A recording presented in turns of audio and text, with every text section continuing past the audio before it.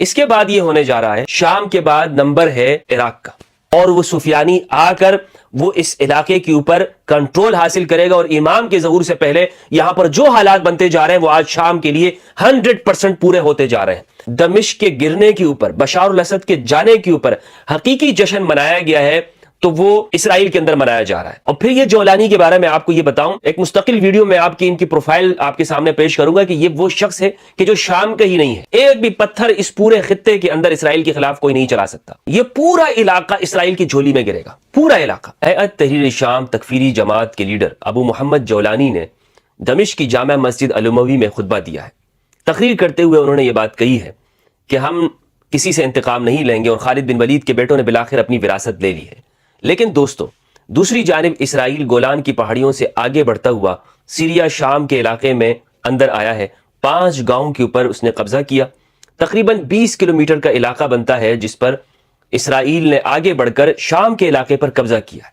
یہ بہت حیرت انگیز بات ہے، لیکن ان لوگوں کے لیے حیرت نہیں ہونی چاہیے کہ جو اس پوری صورتحال کو دیکھ رہے ہیں اور ہماری ویڈیوز کو وہ مسلسل دیکھے جا رہے ہیں۔ اس موضوع کے اوپر جو میں گفتگو کر رہا ہوں اور آج میں جو معلومات آپ کو دینے جا رہا ہوں، اسی لیے میں نے اس کا نام بلیک باکس رکھا ہے، کہ جس طرح طیارہ حادثے کے بعد ساری معلومات اس بلیک باکس کے ذریعے حاصل کی جاتی ہیں کہ اصل بات کیا ہوئی تھی یہاں پر، کیپٹن اور اس کے ساتھی نے یہاں پر جو کچھ گفتگو ہوئی ہے وہ اندر اس میں ریکارڈ ہو جاتی ہے، اور بعد میں پھر تفتیش کے اندر آسانی ہوتی ہے۔ تو آج ہم اس پورے واقعے کی تفتیش کرنے جا رہے ہیں، اور وہ حقائق میں آپ تک پہنچاؤں گا کہ جو ابھی تک آپ نے ان حقائق کے اوپر کسی تجزیہ نگار کی زبانی اس کو نہیں سنا ہے۔ میں 2012 سے اس پورے علاقے کے اوپر اس کا مطالعہ کر رہا ہوں، کیونکہ یہ ہماری حدیث کی کتابوں اور جو ہماری روایات ہیں اس کے ساتھ یہاں کے سارے واقعات جڑے ہوئے ہیں، اور بطور ایک اسلامک اسکالر اور مذہبی اینکر کے یہ ہمارا فرض بنتا ہے کہ ہم اپنے ارد گرد کے حالات کے اوپر نظر رکھیں کہ خطے کے اندر کیا چل رہا ہے۔ تو بہرحال اسرائیل آگے بڑھا، اور ابو محمد جولانی نے دمشق کے اندر فاتحانہ انداز میں داخل ہوا، اور اس نے جامع الاموی میں خطبہ دیتے ہوئے یہ کہا کہ ہماری وراثت ہے جو ہم نے دوبارہ حاصل کر لی ہے۔ لیکن دوستو، حیرت کی بات یہ ہے کہ اس نے اپنی تقریر، اپنی گفتگو کے اندر ایک لفظ بھی اسرائیل کی اس حرکت کی مذمت نہیں کی ہے، کہ اسرائیل نے جو یہ کیا ہے، شام کے علاقے کے اندر آیا ہے اور پورے علاقے پہ قبضہ کرنے جا رہا ہے، اس کی وہ مذمت کرتا نہیں، ایک لفظ بھی ادا نہیں کیا۔ اور اپنی ساری گفتگو کے اندر جو اس نے وہاں پر باتیں کی ہیں، اگر وہ آپ سوشل میڈیا پر دیکھیں گے تو اس میں بشار الاسد پر تنقید ہے، وغیرہ وغیرہ موضوعات پر بات کی، لیکن طوفان الاقصی کی حمایت نہیں کی، اور نہ ہی یہ کہا کہ ہم غزہ پر اسرائیلی بربریت کی مذمت کرتے ہیں۔ اس سے آپ کو ایک بات مکمل طور پر واضح سمجھ میں آ جانی چاہیے کہ آنے والا نیکسٹ جو سیریا ہے، شام ہے، جسے عربی میں سوریا کہتے ہیں، اس کے حالات کیا ہوں گے، کیا وہ خطے میں قیادت کر سکے گا، اور کون اس کو چلانے والا ہوگا، یعنی اب شام کا اصل حکمران کون ہے۔ یہاں میں ساتھ میں آپ کو یہ بھی بتاتا چلوں کہ پورے دمشق کے اندر یا پورے شام میں کہیں پر بھی عوام نے جشن نہیں منایا، یعنی عوام نکلی ہو اور اس نے ان لوگوں کو ویلکم کیا ہو۔ کچھ ویڈیوز آپ کو یہ دکھائی دیں گی کہ جس میں مختلف پریس کی جانب کے لوگ کھڑے ہوں گے، اور انٹرنیشنل میڈیا وہاں پر موجود ہے، ارد گرد کے جو بشار کے مخالفین حکومتیں ہیں ان کا جو پریس وہاں پہ پہنچا ہے، ان لوگوں نے کوشش یہ کی کہ عوام کو نکالیں، لیکن جس طرح سے ویلکم کیا جاتا ہے اور خوشی اور جشن منایا جاتا ہے، اس طرح پورے شام میں کسی بھی جگہ پر آپ یہ نہیں دیکھیں گے، حتیٰ کہ دمشق کے اندر الساحہ الاموی کے اندر بھی، جسے اموی میدان کہا جاتا ہے، وہاں پر بھی لوگ کوئی جمع نہیں ہوئے۔ جیسے مثال کے طور پر ہمیں اس کی پچھلے انقلابات کے اندر اس کی واضح مثال ملتی ہے، جو تحریر اسکوائر ہے، وہاں پر مرسی کے لیے بہت لوگ جمع ہوئے، لاکھوں لوگ وہاں پر آئے، اور دنیا بھر میں اس طرح ہوتا ہے کہ ایک حکومت کے جانے کے بعد لوگ جشن مناتے ہیں اور باہر نکلتے ہیں۔ پورے شام کے اندر کہیں پر بھی یہ نہیں ہوا کہ لوگ جشن منا رہے ہوں۔ ہاں، اگر جشن کسی نے منایا ہے، کسی ملک میں اگر دمشق کے گرنے کے اوپر، بشار الاسد کے جانے کے اوپر حقیقی جشن منایا گیا ہے، تو وہ اسرائیل کے اندر منایا جا رہا ہے۔ حقیقی جشن اگر کوئی منا رہا ہے تو وہ اسرائیل کے اندر منایا جا رہا ہے۔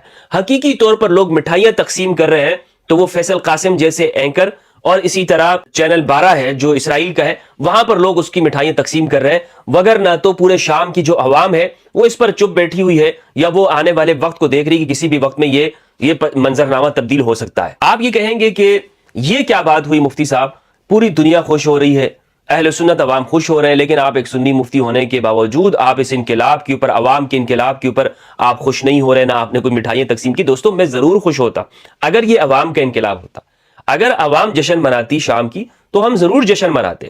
اگر یہ انقلاب برائے نام جو انقلاب آیا ہے یہ اسرائیل کی مذمت کرنے کے لیے ہوتا تو ہم ضرور اس میں خوشی مناتے. اگر یہ امت مسلمہ کی وحدت کے لیے ہوتا تو ضرور منائی جاتی. لیکن جناب حقیقت تو یہ ہے کہ جولانی خود ایک ٹیررسٹ شخص ہے جس پر امریکہ کی جانب سے بھی اس کی سر کی قیمت 10 ملین ڈالر سے زیادہ مقرر کی گئی ہے. اور پھر یہ جولانی کے بارے میں آپ کو یہ بتاؤں, ایک مستقل ویڈیو میں آپ کی ان کی پروفائل آپ کے سامنے پیش کروں گا کہ یہ وہ شخص ہے کہ جو شام کا ہی نہیں ہے, کہ جس کے پاس شام کے ڈاکومنٹس ہی نہیں ہے اور یہ شام کے اندر موجود ہے اور آگے حکومت کرنے کی کہ خواب یہ دیکھے جا رہا ہے. بشار الاسد کے جانے سے, شام کے گرنے سے اگر کسی کو فائدہ ہوا ہے, سب سے بڑا فائدہ حاصل کرنے والا اگر کوئی ملک ہے تو وہ اسرائیل ہے. اور یہ آنے والے وقتوں میں بھی معلوم ہوگا. اور اب بھی ہم سب دیکھ رہے ہیں کہ جنہوں نے اپنی آنکھوں کے اوپر تعصبات کی پٹیاں نہیں باندھی ہوئی انہیں حقیقت نظر آ رہی ہے کہ اسرائیل کو کیا فائدہ اس سے مل رہا ہے. ہاں ترکی کو فائدہ ہوا ہے, لیکن ترکی کو آگے جا کر بہت بڑا نقصان ہونے والا ہے اور وہ پچھتائے گا, کیونکہ اس کے پاس کوئی اس ملک کو چلانے کے لیے کوئی حکمت عملی نہیں ہے, کوئی پلان نہیں ہے. اور وہ کیسے کر سکتا ہے کہ اتنی بڑی آرمی جو بشار الاسد کی تھی وہ ساری کی ساری وہ کہاں سے لے کر آئے گا؟ ملک کو چلانے کے لیے لوگ کہاں سے لائے گا؟ اور پھر ترکی کا کہنا یہ تھا کہ یہاں پر جو کرد ہیں وہ ہمارے اوپر حملہ کرتے ہیں اور وہ دہشت گرد تنظیم ہے اور اسی لیے ترکی وہاں پر ایئر اسٹرائک بھی کرتا رہا کردوں کے اوپر. لیکن میرے بھائیوں, بشار الاسد کے جانے کے بعد تو وہی کرد آج بھی دیر الزور کے علاقے میں موجود ہیں, وہ تو وہاں سے نہیں گئے. تو ترکی کا دشمن تو اب بھی وہاں پر موجود ہے, تو ترکی کو فائدہ کیسے ہوا؟ تو اس کا مطلب یہ ہے کہ یہ گیم حقیقت میں کچھ اور ہے. اسی لیے میں نے اس کو بلیک باکس جو آپ کے سامنے کہا ہے. تو میں آپ کو بتاؤں اس میں سب سے بڑی بات یہ ہے کہ اصل میں فائدہ یہاں پر پہنچانا مقصود ہے اسرائیل کو. اور وہ کس طرح سے ہے وہ میں نے آپ کو اپنی پچھلی ویڈیو میں بھی بتایا ہے کہ اسرائیل یہاں پر آگے بڑھے گا اور اس کے بعد یہاں پر ایک بھی گولی اسرائیل کی جانب سے چلنے والی نہیں ہے. ایک بھی پتھر اس پورے خطے کے اندر اسرائیل کے خلاف کوئی نہیں چلا سکتا. سید حسن نصر اللہ شہید نے یہ بات کہی تھی کہ اگر شام گر گیا, بشار الاسد کی حکومت چلی گئی تو یہاں پر کوئی مقاومت نہیں رہے گی. اور یہ بات بھی میں بھی آپ سے کہنے جا رہا ہوں کہ حقیقت جو سامنے نظر آ رہی ہے کہ اب لبنان کے اندر جو مقاومت کی تحریکیں ہیں ان کا کوئی مستقبل سامنے نہیں دکھائی دے رہا. اسی طرح شام سے تو ساری سپورٹ ان کو بند ہو جائے گی. باقی سب مسلمانوں نے تو اسرائیل کے ساتھ اس کو تسلیم کرنے والے ہیں, اس کے ساتھ ڈیل کرنے والے ہیں اور سب مان لیں گے کہ اسرائیل ایک بڑی طاقت ہے اور ان کے ساتھ سفارتی ہمارے تعلقات ہونے چاہیے. اس کے بعد کیا ہوگا؟ اس کے بعد یہ ہونے جا رہا ہے کہ شام کے بعد نمبر ہے عراق کا. یہ میری جانب سے آج آپ لکھ لیجئے کہ اس کے بعد جو کچھ بھی ہونے والا ہے وہ عراق کے ساتھ ہوگا. عراق کے اندر مختلف فرقہ وارانہ فسادات کھڑے کیے جائیں گے, وہاں کی آرمی کو تقسیم کیا جائے گا. دنیا بھر کے اندر ایسا ہی کیا ہے سامراجی قوتوں نے کہ آرمی کے اندر پھوٹ ڈالتے ہیں, عوام کو آرمی کے خلاف کرتے ہیں اور آرمی کو توڑ کر اس ملک کے اندر بغاوتیں پیدا کرتے ہیں. یہی سب کچھ شام کے اندر ہوا جس کا نتیجہ آج یہ بھگتنا پڑا ہے. عراق کے اندر ایک بڑے پیمانے پہ آرمی کے اندر فساد اور پھوٹ ڈالی جائے گی اور اس کے لیے کچھ مذہبی رہنماؤں کو اور سیاسی رہنماؤں کو استعمال کیا جائے گا. لیکن یہ سب کچھ ہو کیوں رہا ہے؟ آخر کیا وجہ ہے کہ شام عراق کے پیچھے یہ پوری طاقتیں یہاں پر پڑی ہوئی ہیں؟ بنیادی طور پر یہ پورا خطہ شام اور عراق کا اور یہ پوری مڈل ایسٹ یہ سونے سے مالا مال ہے. پیٹرول کا سونا, گیس کا سونا یہاں پر موجود ہے اور جس پر ان کی چور نگاہیں یہاں پر لگی ہوئی ہیں. اور عراق کے بعد جو نمبر ہے وہ ایران کا, یعنی ایران کے اندر بھی یہی سب کچھ ہوگا. پچھلے سال بھی ہم نے یہ دیکھا کہ ایران کے اندر ایک خاتون کی موت کے بعد احتجاجات ہوئے, مظاہرے ہوئے اور اس کو تو دبا لیا گیا. لیکن اب کی بار جو اشارے مل رہے ہیں وہ یہی ہے کہ اسرائیل بھرپور طریقے سے وہاں پر پھوٹ ڈالنے کی کوشش کرے گا. اگر پھوٹ نہیں ڈال سکے تو وہاں عراق کی تباہی کے بعد, عراق پر چڑھائی کے بعد وہاں پر ایران کی باری وہاں پر لگے گی. لہٰذا ان لوگوں کو خوش نہیں ہونا چاہیے کہ جو یہ کہہ رہے ہیں کہ یہاں پر تو اب نصیری حکومت کا خاتمہ ہو گیا اور اب اہل سنت والجماعت کی حکومت قائم ہو جائے گی, خالد بن ولید کو ماننے والے یہاں پر آئیں گے وغیرہ وغیرہ, اور ہم نے یہاں پر شیعہ روافظ کو بھگا دیا ہے اور ہم نے یہاں سے بشار الاسد کی حکومت کا خاتمہ کر دیا ہے. یہ سارے آپ کو خوشنما, آپ کو منظر دکھایا جا رہا ہے. حقیقت اس کی یہ ہے کہ سارا کا سارا پھل وہ اسرائیل کی جھولی میں ہی گرے گا اور مسلمانوں کو ہی اس سے نقصان ہوگا. ترکی کا ایک بڑا مقصد یہ بھی تھا, آپ کو بتاتا چلوں کہ جس کو ابھی تک ڈسکس نہیں کیا گیا, وہ حقیقت یہ ہے کہ اردوغان صاحب جو آئے ہیں نا امیر المومنین مسلمانوں کے, یہ اردوغان صاحب کوئی بھاری اکثریت سے نہیں جیتے ہیں. اردوغان جیتے ہیں 1% سے, 1% ووٹوں سے. یعنی ان کے جو مخالف ہیں انہوں نے بھی 49% تقریباً ووٹ حاصل کیے, یعنی ایک بڑی اکثریت ہے. اردوغان پر سب سے بڑا دباؤ وہاں کی عوام کا ہے، ٹرکش عوام کا. اور وہ دباؤ کیا ہے؟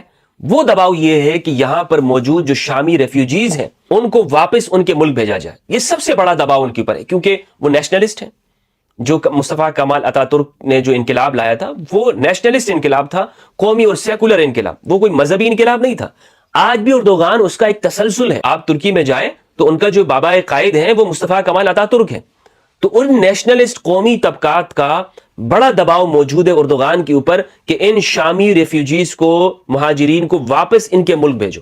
تو اس کے لیے یہ ساری پلاننگ کی اور وہ اس کے اندر شامل ہوا، اور اسی لیے اعلان بھی یہ کیا گیا ہے ترکی کی جانب سے کہ اب شام پرامن ہو گیا ہے، اب شام کے اندر آپ لوگ واپس جا سکتے ہو، آپ لوگوں کو کوئی مشکلات نہیں ہے، آپ چلے جائیں. تو یہ بھی ایک بہت بڑی وجہ ہے. ترکی کو اس سے فائدہ تو فی الحال ہوا ہے، لیکن آنے والے وقت کے اندر جو یہاں پر ایک بڑا معرکہ یہاں پر ہوگا، اس کے لیے اس کے بعد جو ریفیوجیز ہوں گی دنیا کے اندر سارے وہ جائیں گے، اور یہ جتنا بھی جو فائدہ وقتی طور پر ان کو ہو رہا ہے یہ لا حاصل ہوگا، لایا نہیں ہوگا. یہاں یہ بھی بتاتا چلوں کہ افغانستان کے اندر طالبان کی حکومت قائم ہوئی. طالبان نے اس پر کیا رد عمل دیا ہے یہ بڑا انٹرسٹنگ ہے، اور یہ میں آپ کو اس لیے بتا رہا ہوں کہ جو لوگ یہاں پر خوش ہو رہے ہیں نا کہ ہمارے پڑوس کے اندر طالبان بیٹھے ہیں، مسلمانوں کی حکومت قائم ہوئی ہے، ان کو بھی یہ جو خیالی پلاؤ پکائے جا رہے ہیں کہ جناب اسلام، امارت اسلامیہ وغیرہ وغیرہ، ان کے تکفیری نظریات بھی آپ کو معلوم ہونے چاہیے.